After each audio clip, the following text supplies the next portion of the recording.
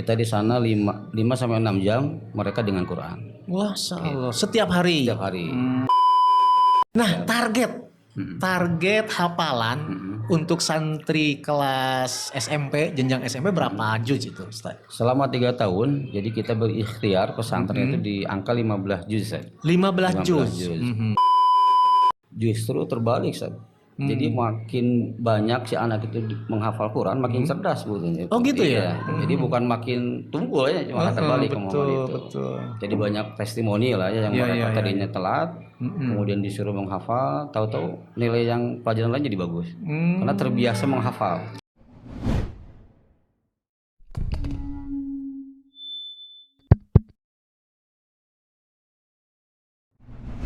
Assalamualaikum warahmatullahi wabarakatuh. Hamdan wa syukronillah, asyhadu an la ilaha illallah wahdahu la syarikalah wa asyhadu anna Muhammadan abduhu wa rasuluh. Bagaimana kabarnya para sobat, sahabat obat? Obrolan bermanfaat. Mudah-mudahan Allah senantiasa menganugerahkan kesehatan kepada sobat semuanya. Sudah lama kita tidak podcast dan alhamdulillah hari ini kita podcast. Banyak orang tua yang kelas 6 ya, anaknya di kelas 6 sudah bertanya-tanya, kira-kira Ustadz, anak saya bagusnya disekolahkan lanjutannya kemana? Kalau SMP mana? Kalau SMP IT di mana? Kalau pesantren di mana yang bagus?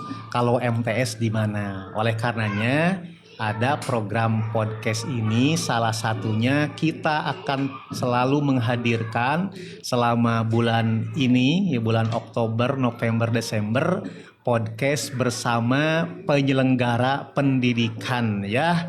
Baik itu MTS maupun pesantren, SMP IT, SMP swasta, bahkan mungkin SMP negeri. Dan pada kesempatan pagi ini saya dikunjungi ya oleh pimpinan pondok pesantren di sekitar Cimaung, Pangalengan lah kurang lebihnya. Saya langsung menyapa beliau. Assalamualaikum Ustadz. Waalaikumsalam warahmatullahi wabarakatuh. Sehat Ustadz? Alhamdulillah. Alhamdulillah. Tadi perjalanan Ustadz macet tidak? Perjalanan alhamdulillah hari ini lancar tadi. Lancar. Alhamdulillah. Jam 8 itu.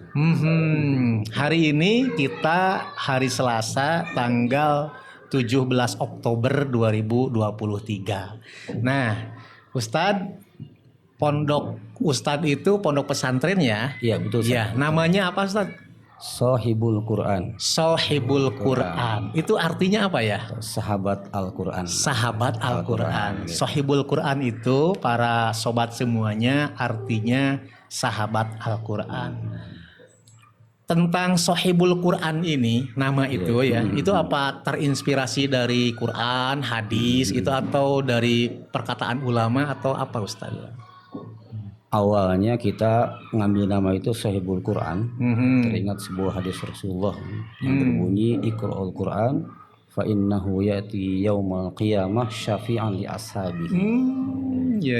Syafaat buat sahabat-sahabat Quran. Ya. Kemudian bikinlah kita dengan tim nama Yayasan Sohibul Quran itu Gitu ya. Jadi terinspirasi dengan hadis Nabi tadi ya, Iqra'ul Quran, bacalah Al-Quran fa innahu ya'ti yaumal qiyamah syafi'an li ashabihi, karena nanti Al-Quran itu akan menjadi syafaat di hari kiamat bagi kita. Masya Allah. Karena yang namanya sahabat itu mesti tahu detailnya saja. Sahabat tahu nomor sepatunya kan. Betul. Ada istilah sahabat karib gitu ya.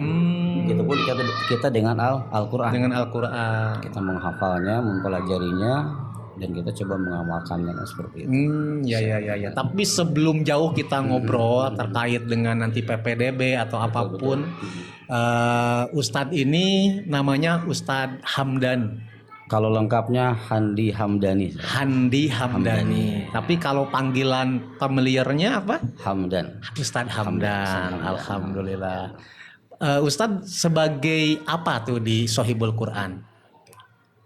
Hari ini kita sebagai pimpinan pesantren Sohibul Quran atau bahasanya mudir pesantren. Mudir biasanya ya, mudir pesantren beliau ini, alhamdulillah. Ustadz, Sohibul Quran ya, itu fokus pengajarannya itu di apa, tahfidz atau pelajaran yang lain umum gitu? Untuk khusus pengajaran kita di bidang tahfidz, bidang ke-Al-Qur'anan. Jadi ada bahasa kurikulum berbasis Al-Quran. Kurikulum berbasis Al-Quran. Tetapi pelajaran lain pun kita ajarkan kepada para santri. Selain tahfidz ada pelajaran yang lain. Ada akidah, ada hadis, ada tadabbur, ada tafsirnya juga seperti itu. Tapi ada yang kata orang Sunda mah patula patali sareng Al-Quran gitu ya. Kita di sana 5 sampai 6 jam mereka dengan Quran. Wah, Allah. Setiap hari. Setiap hari. Untuk KBM-nya dari jam 9 sampai duhur. KBM-nya dari jam 9 sampai duhur. Pelajaran yang tadi itu. Oh iya ilmu iya. syar'i itu. Ilmu syar'i. Kalau ilmu ghair syar'inya ada diajarkan tidak? Ustaz? Ada diajarkan 3 pelajaran. Kita ada bahasa Inggris, matematika dan juga bahasa Indonesia. Itu karena basic ya. Basicnya, jadi gitu semua anak diusahakan harus bisa ilmu dasar ya. Betul. Alhamdulillah. Oke, Shahibul Quran ini berarti fokus di pelajaran Al-Quran ya, atau tahfidz, tapi tidak melupakan juga pelajaran-pelajaran yang lain. Betul. Di antaranya ada yang ilmu dasar tadi ya, bahasa Inggris, matematika, dan apa satu lagi tadi?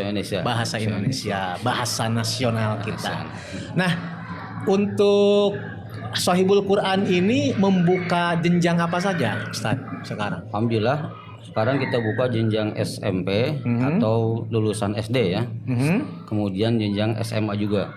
Jenjang SMA. Jadi namanya pesantren Shahibul Quran tingkat SMP.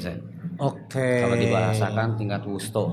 Tingkat wusto. Udah ada dua-duanya? Alhamdulillah sudah ada. Tingkat ulia atau aliyah. Kita baru 1 angkatan kemarin. Alhamdulillah. Oh, baru dibuka kemarin. Dan sudah berjalan 1 kelas ini.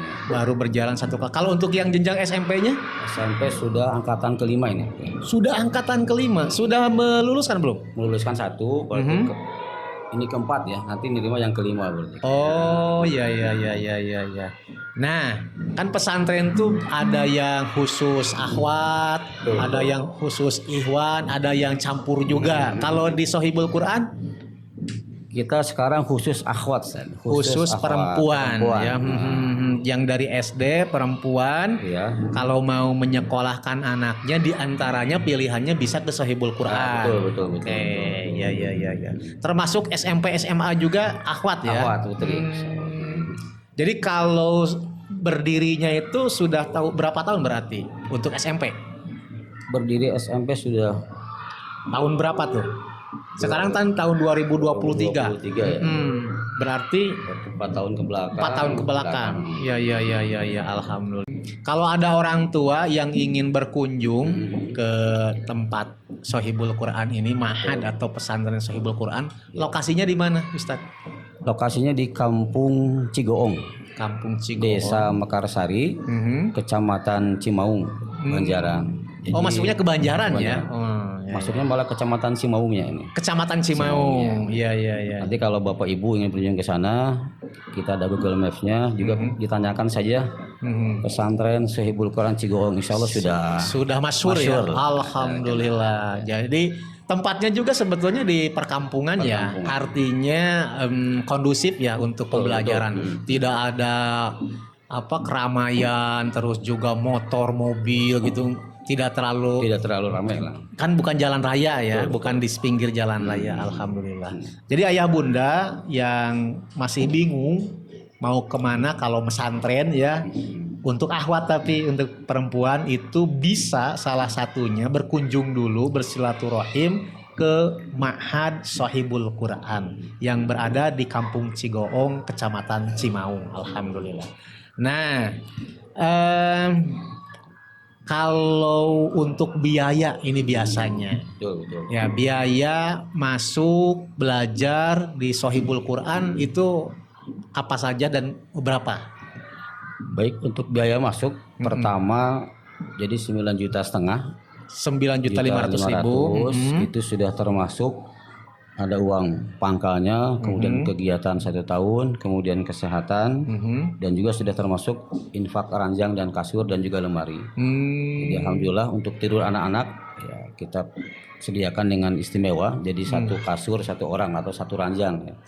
Kita ada ranjang susun 2 lantai gitu. Alhamdulillah. Jadi safety lah, anak-anak nyaman, ya tidur di atas ranjang, kemudian kasur juga seperti itu. Alhamdulillah. Kemudian juga sudah termasuk seragam 2 setel. Yang 9.500.000 itu Ya. udah dapat kasur, ranjang, lemari. Kemudian seragam juga. Seragam juga berapa setel? Seragam 2 setel, jadi seragam resmi untuk gustonya warna biru dan seragam resmi pesantren warna hijau nanti. Iya. Wah, itu termasuk tidak mahal ya, terjangkau.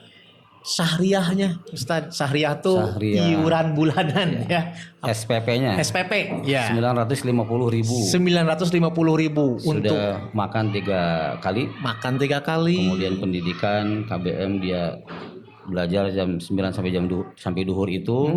Kemudian juga kegiatan keseharian santri, itu sudah termasuk semuanya. Termasuk semuanya. Makan 3 kali ya. 3 kali. Masya Allah. Nah, kalau setelah duhur kan tadi jam 9 sampai duhur nih. Kalau siangnya atau sorenya atau malamnya apa aja yang dilakukan oleh santri? Di luar jam KBM sekolah, mereka kembali kepada halakoh tahfidz. Halakoh Jadi tahfidz. pada subuh mereka halakoh tahfidz sampai jam 6:30. Kemudian masuklah jam 8 lagi sampai jam 9 ke halakoh tahfidz lagi. Pada duhur mereka makan siang, kemudian tilawah, istirahat siang lah ya, qailullah. Kemudian pada asar masuk tahfidz lagi. Oh, jadi setelah duhur sampai menjelang asar itu tidak ada kegiatan? Mereka makan siang. Biasanya ada muhawaroh biasanya bahasa Arab itu. Apa tuh muhawaroh tuh? Pelatihan bahasa Arab. Oh. Mufradat, kemudian percakapan lah. Percakapan ya. Jadi biar santri namanya juga yang harus ngerti lah yang dasar-dasarnya bahasa Arab. Oke, ada lagi nggak biaya yang lain selain tadi biaya masuk 9.500.000, ada lagi syahriah atau SPP ya. Berarti kalau untuk uang saku itu beda lagi ya. Beda lagi, Ustaz. Uang saku ya tergantung orang tuanya ngasihnya berapa. Tapi ada batasan nggak, misalnya jangan terlalu banyak gitu atau gimana? Untuk mendisiplinkan anak, jadi untuk uang saku itu kita batasi satu orang sehari 10.000. Jadi orang tua ngirim itu plus SPP misalnya, ya 300 untuk uang jajannya. Tapi kadang orang tua ada yang juga 100 dulu aja dicicil gitu, nggak apa-apa gitu. Atau tergantung kebiasaan anak nih. Anak saya 5.000 sehari di rumah, 5.000 nggak apa-apa. Kembali ke anaknya. Kembali ke anak lagi. Alhamdulillah. Nah, Ustadz, kalau sampai hari ini itu untuk SMP jumlah peserta didiknya atau santri sudah berapa? Hari ini alhamdulillah sudah ada 48 untuk SMP ya. 48. Dengan kuliahnya ada 54 sekarang. Apanya?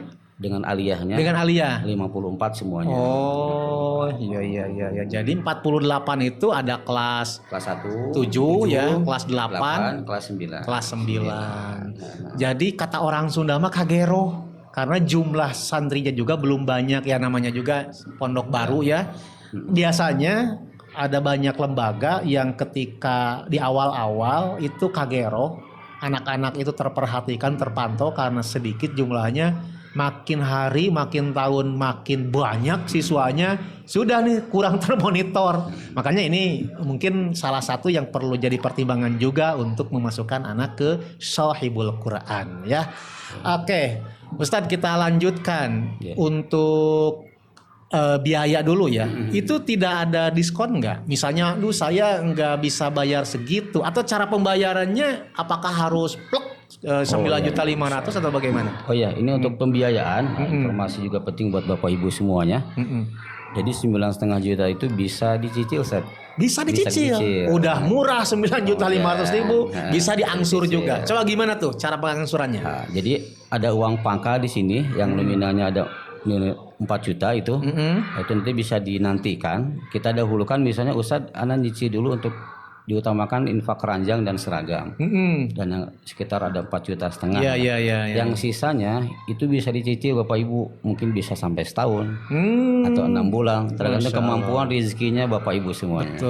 Betul. Yang penting uang masuk pertama untuk seragam dan ranjang didahulukan dulu. Iya. Begitu. Begitu. Tapi kalau diskon tidak ada ya? Tidak ada diskon. Tidak ada Keringanannya dicicil sampai itu udah luar biasa itu. Luar biasa. Udah jarang lah lembaga pendidikan yang seperti itu. Betul. Dan Ustadz sebetulnya ketika kita itu membiayai anak ya untuk sekolah kan itu investasi akhirat ya Ustadz. Betul. Jadi jangan merasa kalau kita mengeluarkan uang untuk pendidikan anak rugi lebar gitunya, akhirnya tuh nyari yang gratisan gitu ya, bahkan minta diskon padahal kita mampu. Kecuali kalau si orang tua tersebut punya cita-cita yang tinggi, anaknya hafal Al-Quran, tapi secara kemampuan finansial terbatas ya. Tapi kalau kitanya mampu nggak rugi kan kita tuh. Bahkan ada juga mungkin Ustadz yang sebetulnya kalau nominal kan udah jelas ya 9.500.000, terus SPP berapa tadi itu 950. Tapi malah ada yang bayar lebih juga, ada nggak yang kayak begitu? 1-2 lah. 1-2. Tapi kan ada orang tua yang seperti itu, luar biasa. Nah, memang cukup gitu Ustadz kebutuhan santri, terus juga apa namanya tuh ya bisaroh untuk ustadz-ustadznya dari uang santri itu. Kalau secara hitung-hitungan ya luar biasa. Jadi belum cukup. Hitung-hitungan manusia belum ya. Cukup. Kita akan kabur semuanya. Tapi bismillah karena teman-teman dan rekan-rekan yayasan juga karena luar biasa perjuangannya. Hayulah kan begitu. Alhamdulillah. Harusnya Bapak Ibu kalau ingin nyaman di SPP itu per bulan 2 juta. Betul saja. Betul. 2 juta, makan sudah enak, gaji guru tercover lah misalnya. Cuman bismillah kita dengan nominal ini kita bisa juga membahagiakan para putri-putri Bapak Ibu sekalian. Iya. Karena kalau yang 2 juta mah udah banyak ya. Jadi kita punya sebuah lembaga ini Ustadz Hamdan bikin sekolah yang mudah-mudahan bisa terjangkau oleh para orang tua ya. Betul. Menengah ke bawah juga ya insya Allah. Nah, paling banyak maksud saya dari mana saja santri-santri itu berasal sekarang? Kalau yang kemarin, yang kelas 7 sekarang ini malah rata-rata mayoritas dari Soreang. Dari Soreang malah ya. Ini Bahteranunya juga kan berbatasan Katapang Soreang. Orang Katapang juga ada gitu ya. Alhamdulillah kemarin ada dari Bahteranu. Ada yang sudah daftar. Oh gitu. Dari Bahteranu tuh kalau nggak salah sebut nama Neng Najwa Syakila ya. Alhamdulillah ya yang belajar di sana. Jadi kalau para ayah dan bunda pengen tahu juga pembelajaran di sana, boleh ditanyakan ke Ananda Najwa Syakila. Halo, assalamualaikum Ananda. Baik, Ustadz yang saya hormati, itu daerahnya kalau dari luar Soreang ada lagi dari mana? Dari Jakarta. Dari Jakarta ada ya? Ada Bekasi, kemarin dari Cikarang, kemudian paling jauh sekarang dari Jawa Tengah mungkin. Dari Jawa Tengah juga ada. Sukoharjo. Masya Allah. Orang Bandung belajar di Sukoharjo, orang Sukoharjo belajarnya di sini. Ya itulah ya kehidupan dunia. Nah, target hafalan untuk santri kelas SMP, jenjang SMP berapa juz itu Ustaz? Selama 3 tahun, jadi kita berikhtiar pesantren itu di angka 15 juz. 15 juz. Ustaz apa bisa 15 juz? Nah, bismillah dengan ikhtiar waktu yang kita sediakan, kita cobalah seperti itu. Kemudian gimana Ustaz kalau tidak sampai target nih? 10 udah alhamdulillah kalau gitu kan. Kemudian 5 juz juga luar biasa alhamdulillah. Yang penting si anak itu cinta Quran dulu lah. Cinta ya. Jadi tidak terlalu memaksakan harus sekian. Jadi ketika si anak sudah ada kemudian kemampuan bisa kita dorong. Betul. Ketika si anak mungkin sedikit terlambat ya kita pacu dengan yang penting kamu suka dulu dengan Quran. Iya. Karena kita kekeluargaan lah betul, gitu. Betul. Nggak saklek harus gitu kan gitu. Kita punya target 15 juta. 15 juz juga itu udah bagus ya. Kalau ada anak yang ya karena memang kemampuan masing-masing manusia juga beda, misalnya baru hafal 7 juz, itu bagaimana? Lulus enggak kira-kira? Lulus. Itu udah luar biasa juga, Masya Allah. Iya. Dengan bacaan, nah ini yang kita belum cerita saja. Gimana tuh? Dengan bacaan ini ada bahasa lekoh kalau pecel maksudnya. Lekoh itu pun dengan harapan kita di sana di Sahihul Quran. Iya. Bacaan mereka lekoh meskipun hafal 5 juz tapi luar biasa. Daripada banyak terbata-bata atau malah kurang bagus tahsinnya. Jadi maksudnya tahsin tanda tajwidnya itu juga itu menjadi ikon kita. Karena kita pembina tahsinnya tahfidz bersanad. Ya ini yang Maksud bersanad itu apa, Ustaz? Jadi alhamdulillah, jadi pembina tahfidznya Ustadzah Niswa Hasanah itu sudah dapat sanad Quran dari syekhnya ya sampai ke Rasulullah bacaannya. Oh, jadi yang diajarkan di Sahihul Quran itu insya Allah sampai ke Nabi Muhammad Shallallahu Alaihi Wasallam. Ya kadang kan ada juga yang bacaannya itu ya biasanya, misalnya imam ini karena orang Sunda ya jadi langgamnya itu langgam Sunda ya, khas Sundanya kelihatan gitu. Terus kalau yang orang wong Jowo gitu kental Jawanya. Kalau ini memang bersanad kepada Rasulullah Sallallahu Alaihi Wasallam. Aduh, luar biasa. Begitupun matan tajwid kan, adat Jazari dan Tufah, kalau sudah bersanad juga. Oke. Untuk asatiznya ada berapa orang? Ustadz-ustadznya? Ya. Untuk yang tinggal bersama santri di asrama ada 10 ustadzah. Jadi beliau tinggal di asrama menjaga para santri, memantau gitu. Adapun ustadz yang dari luar pengajar, ya kita ada dari alumni Lipia juga, ada dari LC juga yang lain, dari Muhammad Ali, Jawa Tengah dan yang lainnya. Alhamdulillah ada 10 ustadz yang ada di luar. Asatid. Jadi sesuai dengan kemampuan para asatid. Masya Allah kita fikih ada Ustadz Bun-bunnya, kan beliau fak di fikihnya. Betul, saya kenal beliau juga ya. Ustadz Bun-bun, assalamualaikum. Ada hadis, ada tadabur, ada Ustadz Irfan Hakimnya juga. Alhamdulillah, gitu. Ya. Insya Allah sudah. Ya. Tidak diragukan lagi ya. Kalau untuk tahun ajaran 2024-2025 itu. Sahibul Quran akan menerima kuota santri berapa? 30 santriwati. 30 santriwati saja, tidak bisa lebih ya? Karena sesuai ranjang kapasitas dan tempat. Jadi komitmen kami tidak akan menambah santri kecuali fasilitas sudah tersedia. Dan hari ini kita ikhtiar terbaik dulu buat santri sekarang. Jadi masih biar kageroh dulu. Iya betul. Jadi tidak mau gebu-gebu untuk santri banyak. Yang penting santri sesuai target. Seperti kemarin saya lulus 27, kita nerima 27. Gitu. Karena sesuai ustadz dan sesuai ranjang. Betul. Sesuai kapasitas. Oke, nah Ustadz terkait dengan menghafal Al-Quran kan banyak keutamaan ya. Tapi ada orang yang nyinyir. Kok kenapa anak-anak kita tuh dijejali dengan harus menghafal Al-Quran? Padahal kan Al-Quran sudah termushafkan sekarang, banyak cetakan, bahkan di HP juga banyak. Ini malah disuruh menghafal, nanti otaknya kasihan dong. Lebar cenah di usian filenya, mendingan dipakai untuk yang lain. Itu bagaimana Ustadz dengan pemahaman seperti itu? Justru terbalik, Ustadz. Jadi makin banyak si anak itu menghafal Quran, makin cerdas sebetulnya. Oh gitu ya? Jadi bukan makin tumpul ya, malah terbalik betul.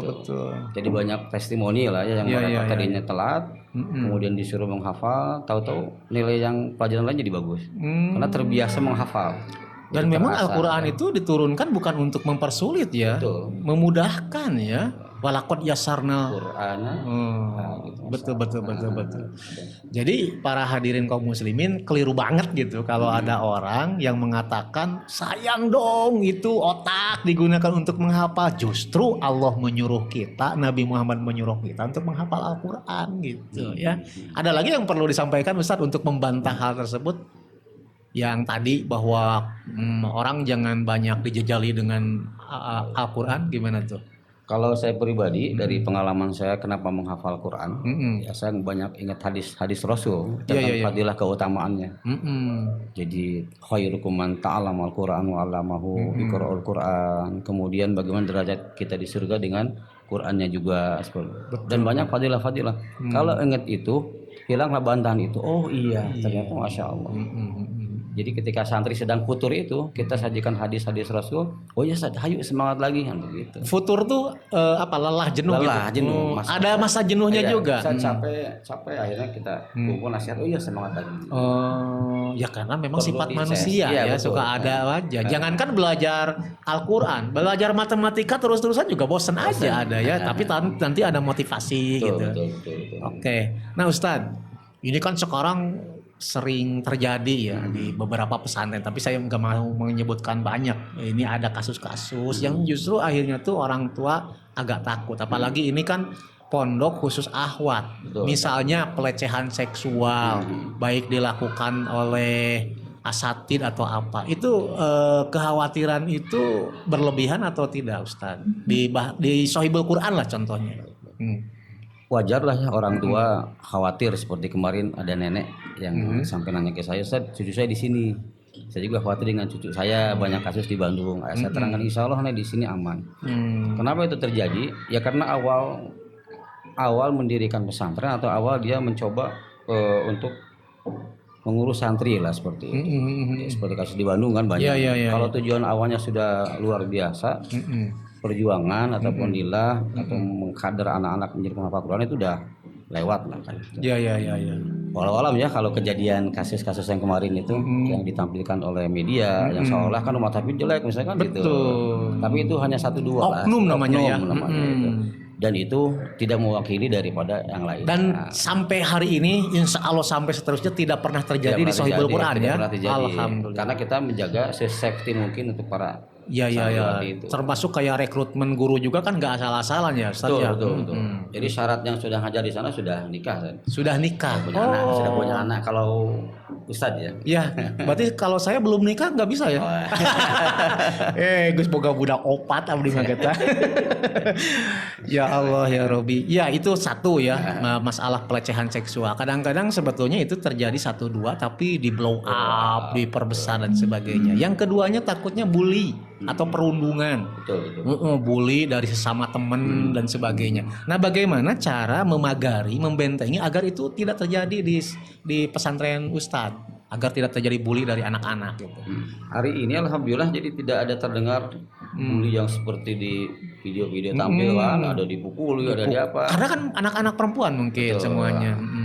Alhamdulillah selama ini belum ada kasus yang sangat inilah pembulian di pesantren kami itu biasa-biasa saja. Karena kami ikhtiarnya adalah setiap tausiah kita berikan materi-materi itu.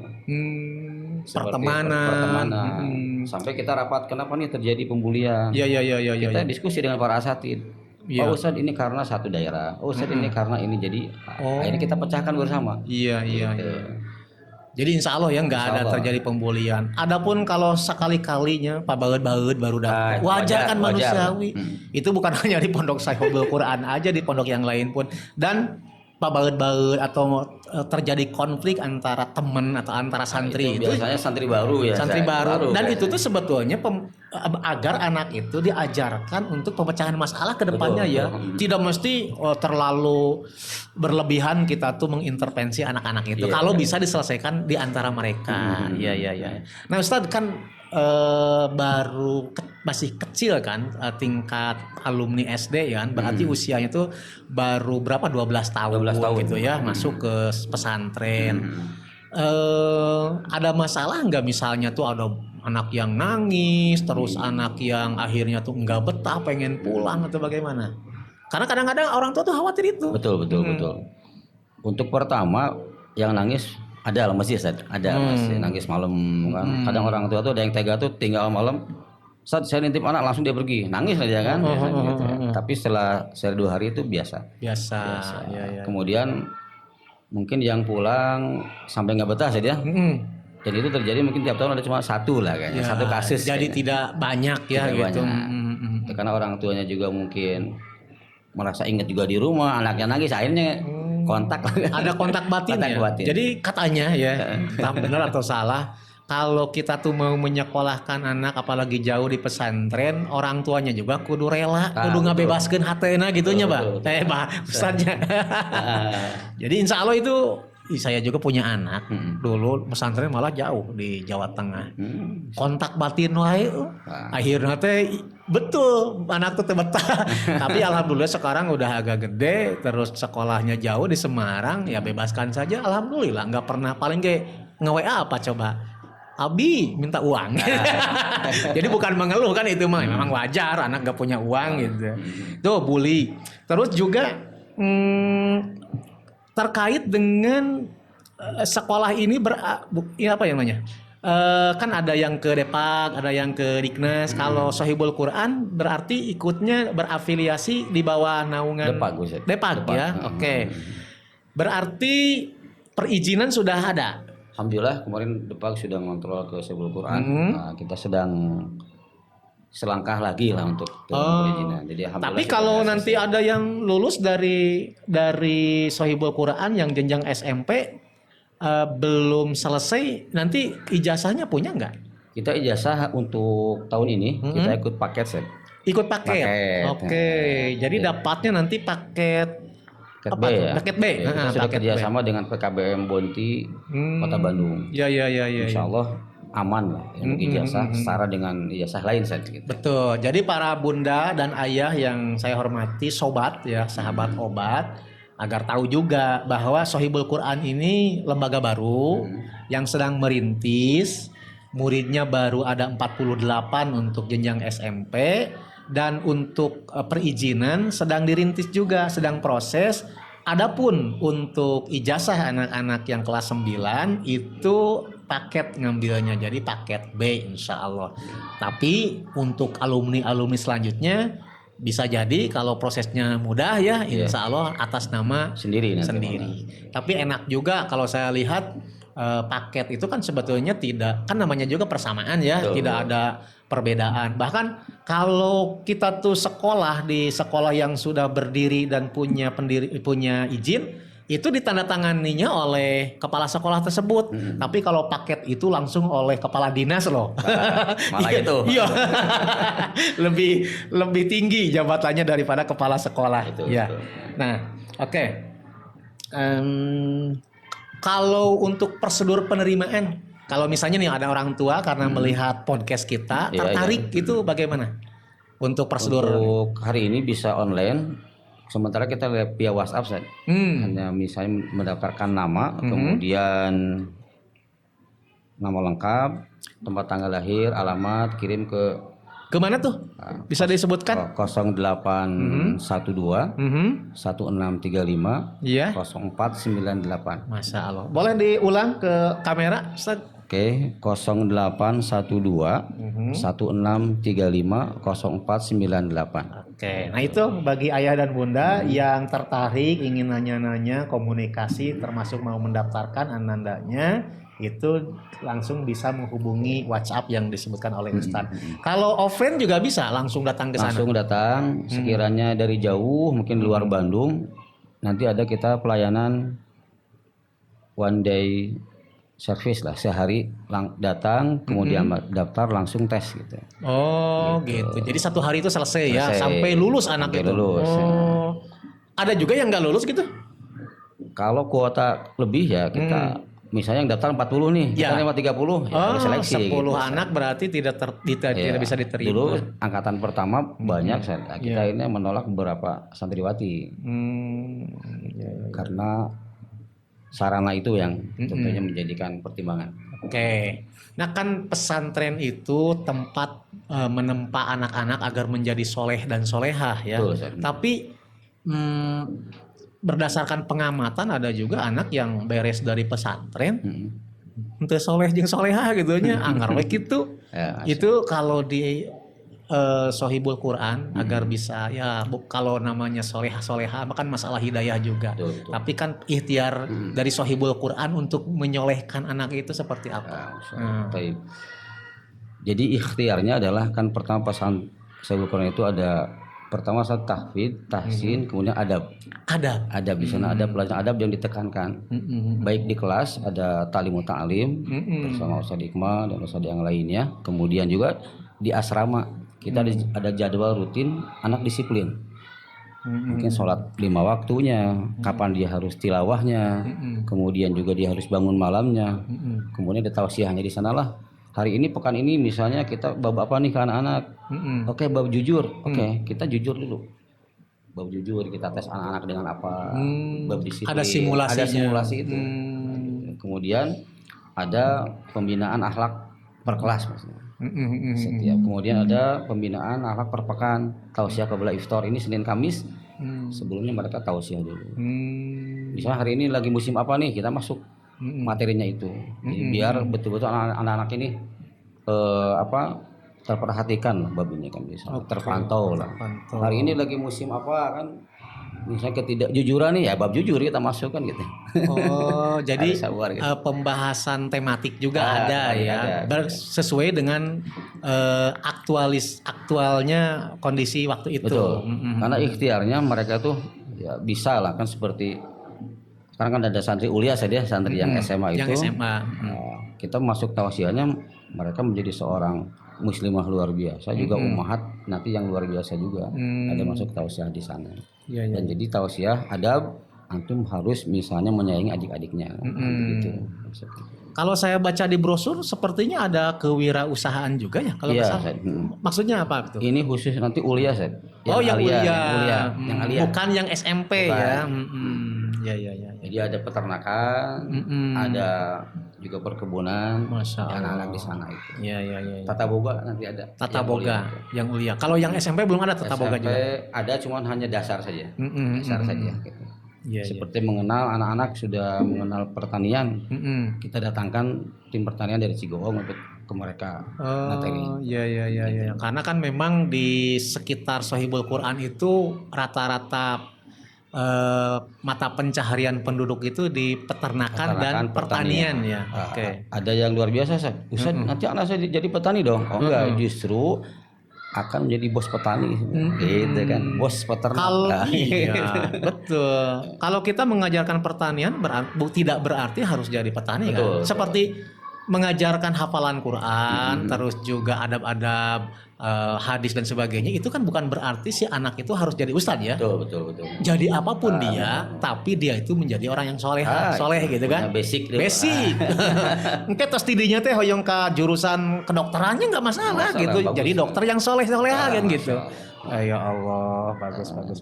Nah, kalau orang tua pengen nengok ke sana, itu prosedurnya seperti apa? Ada sebulan sekali Seth. Boleh sebulan sekali. Di pekan keempat. Lamun unggal dinten teu kenging. Tapi kita biasanya nih ya, ini rahasia Bu ya. Rahasia. Kalau Ananda ingin dijenguk setiap pekan misalnya, ya kita perbolehkan. Cuman kan nanti si anak itu akan, Bu jangan tiap pekan lah, mau yang lain. Malah anaknya sendiri yang minta gitu ya, jangan. Nanti suatu saat akan si anak tuh berpikir, sebulan sekali aja Bu. Gitu. Tapi kalau awal-awal minta pingin dijenguk terus, lama-lama kan dia akan gitu. Siap. Nah Ustadz, ini mah nanya agak lucu. Cenah masalah pesantren mah tidak jauh dengan bab araratul. Nah, buduk gitu. Kalau di Sohibul Quran sendiri itu kejadian nggak? Bab araratul itu pasti terjadi lah. Cuman sampai sekian persennya mungkin tergantung kita ya. Ada yang seluruhnya mungkin bisa ada, kita alhamdulillah juga kebagian rezeki itu. Iya. Tapi berapa persen lah itu. Santri mah cenah syaratnya kudu atil heula ya. Dan memang itu resiko ya, resiko dalam berbagai macam hal. Di antaranya kalau pesantren itu seperti itu. Tapi saya juga kan dulu nyantri itu atuh tuh, tapi kan selama di sana atuh gitu ya. Sebulan 2 bulan setelah itu udah kebal juga kita. Udah kebal. Itu jadi araratil mah aya wae nya. Nah, ada yang mengatakan juga pesantren teh cenah bengkel cenanya, jadi memang anu bararaong tak baru diasupkeun ka pesantren. Setuju tuh Ustaz? Itu pilihan terakhir ya. Pilihan terakhir gitu. Ieu disakolahkeun di SMP negeri meni hese aja di kalaka jadi beki baung misalnya atau di SMP swasta juga. Udahlah kamu mah kudu ke pesantren. Jadi pesantren itu pembuangan Ustaz. Padahal jangan begitu juga ya. Justru harus jadi pilihan utama. Harus jadi pilihan utama. Karena kita itu memang hidup di dunia ini untuk menjadi hamba dan khalifahullah. Betul. Ketika untuk menjadi hamba dan khalifahullah itu butuh dasar, dan dasarnya adalah agama. Bukan berarti pelajaran-pelajaran umum juga tidak penting. Penting ya untuk kesuksesan kita di dunia dan akhirat. Ustaz, sebelum ditutup, ada yang mau disampaikan nggak untuk para pemirsa sobat namanya itu ya, sahabat obat dari Sohibul Quran? Monggo, silakan. Bismillah Bapak Ibu, sahabat sobat sekalian. Kenapa sih harus mondok di Sohibul Quran nih? Yang pertama kami sampaikan adalah karena pembinaan tahfidnya bersanad 30 juz. Yang kedua, boarding school langsung dikawal oleh musyrifah yang ada di asrama dari mulai tidur sampai tidur kembali lah seperti itu. Kemudian ini yang menarik juga nih Bapak Ibu sekalian, nengok anak atau misalnya sekalian healing Pak. Kita sediakan villa-villa di sana. Sekarang ada 3 villa yang Bapak Ibu bisa nengok, bisa tidur di sana juga, bisa botramu, Masya Allah. Luar biasa lah seperti itu. Itu mungkin yang menjadi daya tarik magnet Sahibul Quran. Ada lagi Ustaz banyak. Bapak Ibu silahkan kontak kami yang tadi, silaturahim.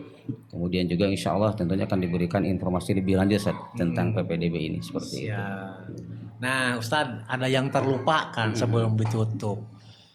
Kan pemahaman keislaman itu rupa-rupa. Ya, ada Islam Syiah, Ahmadiyah, bahkan Salafi, NU, Persis, Muhammadiyah, Al-Irsyad. Mungkin ada orang tua yang bertanya juga, kalau Sohibul Quran itu seperti apa pemahaman keislamannya? Oh Masya Allah. Sahibul Quran, kalau ikut bahasa manhaj saja, nah, kita ikut manhaj salaf, berarti bukan salaf, bukan salafi ya. Oh, salafi bukan, manhaj salaf. Dengan pemahaman sahabat Rasulullah, sahabat ya, atau salaful ummah lah. Ustaz Persis Muhammadiyah atau NU. Nah, kita Ahlussunnah wal Jamaah. Jadi justru orang tua yang Persis juga ada di sana, Muhammadiyah juga ada, NU ada. Jadi kita karena kita saudara semuanya. Jadi ketika ditanya, boleh, malah di sini insya Allah. Iya. Gitu. Jadi kita tidak bawa bendera, Sahibul Quran tidak bawa bendera ormas ya. Tidak bawa. Yang penting Ahlussunnah wal Jamaah. Jangan yang ngaco-ngaco itu ya. Betul. Kayak Syiah gitu ya, atau Ahmadiyah enggak kan? Enggak. Justru kita tuh memusuhinya. Iya, betul. Nah gitu ayah dan bunda semuanya, sobat, sahabat obat, obrolan kami dengan pengurus atau mudir dari Ma'had atau Pondok Sohibul Quran. Mudah-mudahan jadi penjelas, jadi informasi agar ayah dan bunda bisa memiliki referensi ya kalau mesantrenkan anak kemana gitu. Nah salah satunya ada Sohibul Quran yang biayanya terjangkau insya Allah. Ustadz, yakin nggak ada yang ingin disampaikan lagi? Satu lagi Ustadz, ini program pengembangan yang harus Bapak Ibu informasikan. Selain itu ada olahraga juga Ustadz, olahraga sunnahnya. Ada memanah kita nih dengan Ustadz Zulfannya ada di Soreang. Ustadz Zulfan betul. Beliau coach kita. Ahlinya tuh memanah. Beliau coach kita sekarang. Betul, alhamdulillah. Kemudian ada pelatihan kesehatan. Juga nanti setiap Sabtu itu ada ekstra kulikulernya, pelatihan kesehatan mendatangkan, kalau kemarin Ahli Ihsan yang dari Bandung. Melatih para santri itu. Betul, ahli apa itu Ahli Ihsan teh? Kerak-kerak. Ya, betul, pijat ya. Kemudian karya ilmiah juga ada muhadharahnya, juga ada rihlah seperti outdoor, camping atau yang lainnya. Juga yang menarik buat putri adalah ada cooking day dan ada keputrian. Dan masih banyak lagi Bapak Ibu, Masya Allah. Bikin anak betah dan anak menjadi mandiri dan dewasa. Alhamdulillah. Kalau untuk ortunya ada kajian? Kajian insya Allah per bulan. Setiap bulan ada. Kemudian setiap per 2 pekan ada kita tawarkan mabit orang tua. Cuman hari ini kita mabit para asatid karena asatid juga perlu upgrade. Bapak Ibu, tiap per 2 pekan para ustadz dan usadah mabit untuk kajian kitab. Nanti kita akan undang orang tua untuk ikut di mabit pas pada isanya, pas malamnya kajian kitabnya itu. Ya. Begitu. Kalau per bulan insya Allah rutin. Dan pekan depan insya Allah diisi oleh siapa ya? Alhamdulillah diundang juga untuk mengisi sharing ke tempat itu, yaitu ke Sahibul Quran insya Allah ya. Ustadz terima kasih. Saya teringat di awal obrolan ya bahwa Iqra'ul Quran, bacalah oleh kalian wahai umat Islam itu Quran. Karena apa? Fa innahu ya'ti yaumal qiyamah syafi'an li ashabihi. Al-Quran itu akan datang pada hari kiamat memberi syafaat atau sebagai penyafaat ya pada kita semuanya yang membaca Al-Quran. Semoga kita semuanya mendapatkan syafaat dari Al-Quran yang kita baca. Amin ya rabbal alamin. Demikian pertemuan kita kali ini. Insya Allah tunggulah podcast-podcast selanjutnya dengan lembaga-lembaga jenjang SMP lainnya. Ditutup dengan doa, Robbana atina fid dunya hasanah wa fil akhirati hasanah wa qina adzabannar. Wassalamualaikum warahmatullahi wabarakatuh.